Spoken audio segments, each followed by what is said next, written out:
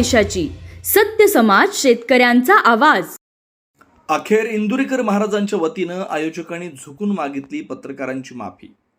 मुख्यमंत्री समृद्ध पंचायत राज अभियानाअंतर्गत आयोजित कीर्तनामध्ये पत्रकार लिंगराज साखरे यांना झालेल्या अपमानास्पद वागणुकीचं प्रकरण अखेर निकाली निघालंय. या प्रकरणी वाढता रोष आणि कायदेशीर तक्रारीची दखल घेत आयोजकांनी महाराजांच्या वतीनं पत्रकारांची बिनशर्त माफी मागितली. राज्य शासनाच्या ग्रामविकास व पंचायत राज खात्याच्या वतीनं समृद्ध पंचायत राज अभियान राबवण्यात येतं.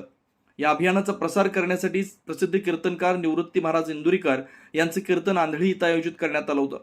या शासकीय कार्यक्रमाचं वार्तांकन करण्यासाठी पत्रकार लिंगराज साखरे गेले असता महाराजांच्या सूचनेवरून अभियानाचे बिभीषण मंगसोळकर पाटील व कार्यकर्त्यांनी त्यांना चित्रीकरण करण्यास मज्जाव केला.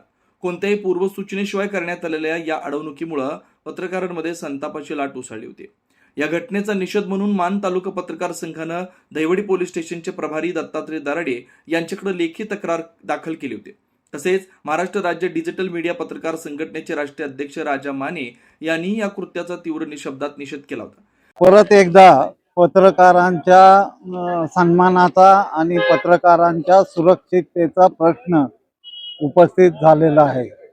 आमचे सहकारी श्री साखरे यांच्या संदर्भात शासकीय कार्यक्रम त्याचं वृत्तसंकलन करत असताना ज्या पद्धतीनं त्यांना वागवलं गेलं त्याबद्दल आम्ही तमाम पत्रकार, आमची संघटना त्यांचा निषेध करते. संबंधित धन्यवाद.